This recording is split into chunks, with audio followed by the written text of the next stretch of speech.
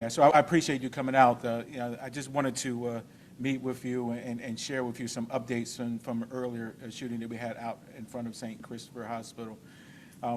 This morning I spoke and I wanted I know what's important. I know that questions were asked about the Wilmington and the shooting in Wilmington and some similarities.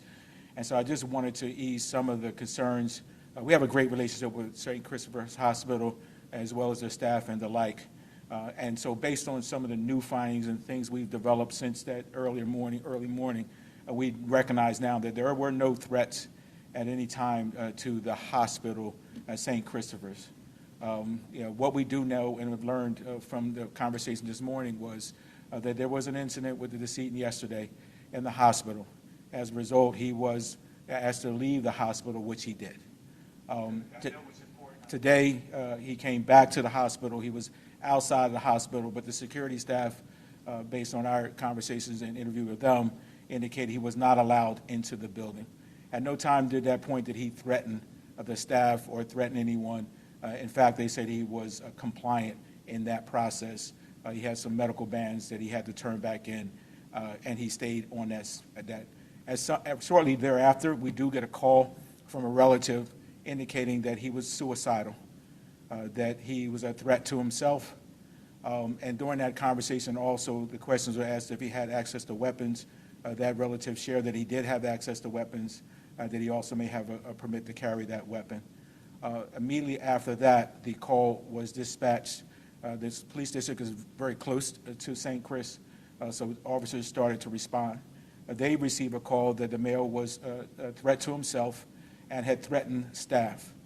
We do know now that that threat at that point was not a threat to the staff.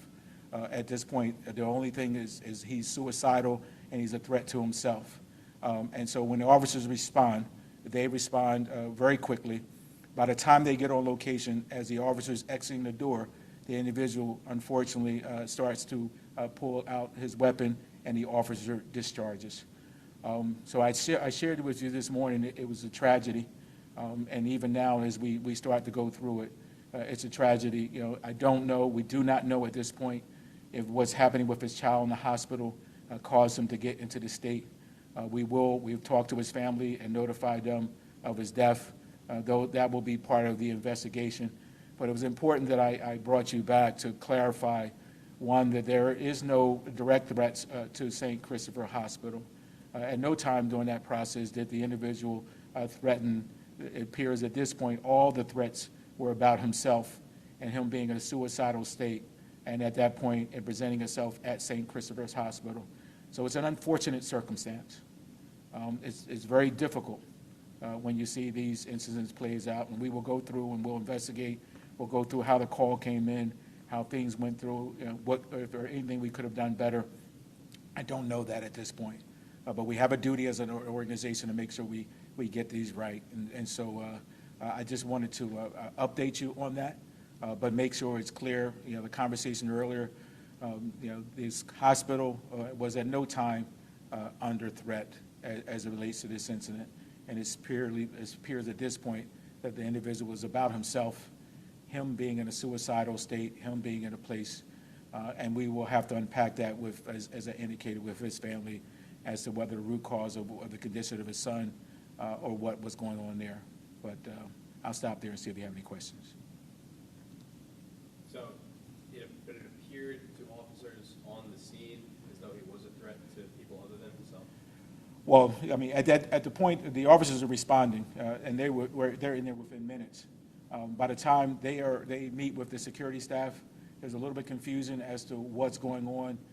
At some point, the security staff directs them that the individual is up at the bus stop. That's when the officers go over to the bus stop to engage the individual. And at that point, before they could even begin to engage him and have a conversation, he is already pulling the weapon as the officers exiting the passenger side of the vehicle. Was somebody else shot? Yes, sir, we do have, it appears to be his girlfriend, received a graze wound. She is in good condition, but we, again, continue to investigate that. Obviously, at this point, we know that he did not fire his weapon, so we're investigating the fact of our officer doing his discharge one of the bullets may have grazed her. Do you know how many shots were fired? I'm not prepared to release that at this point, but we do have the number. Is the officer that discharged their weapon under investigation on leave at this point? In all cases where we have an officer involved in investigation, there's two components, one on the administrative side, so we have a team making sure the officers within policy, and then we have the team that's making sure that they're investigating the shooting itself, as well as the DA's office also has folks investigating, as well as our CPOC, our civilian police oversight, are also engaged in the process. The officer is, after all the shootings, is removed from the street to make sure as the investigation unfolds, and they do not go back into their full duties until they've been cleared. And once they are cleared, they have a process they go through that we put them through to make sure that they're ready to come back to patrol, and then we move them back into patrol. But that is after all shootings except for where we may shoot a dog or something like that. But when we fire our weapons, we take that very seriously, and we investigate that vigorously to make sure we get it right.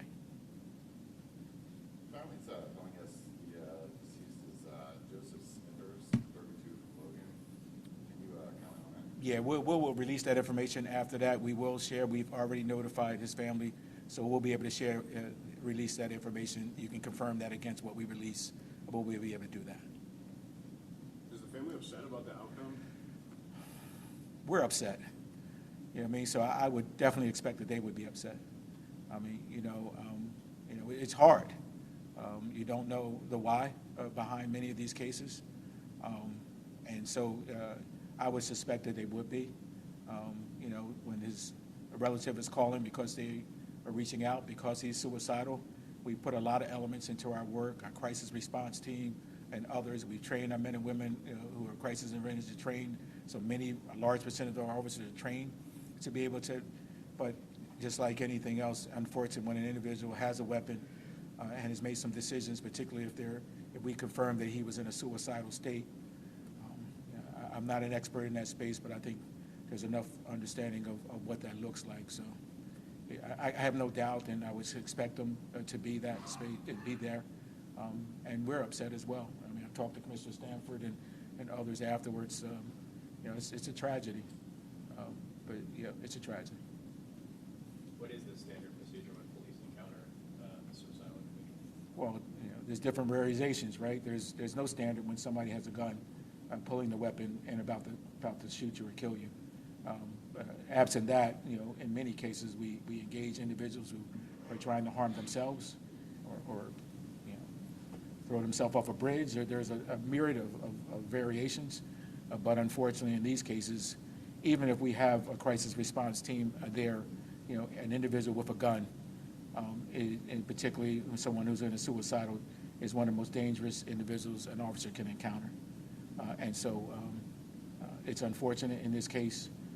You would hope maybe that you'll be able to talk. Had the officer been able to get out of the car, engage the individual, maybe talk to him, but unfortunately they didn't get that opportunity in this case. All right? We're good? All right. I know it's for Thursday, right? I appreciate you coming back out. Thank you, everyone.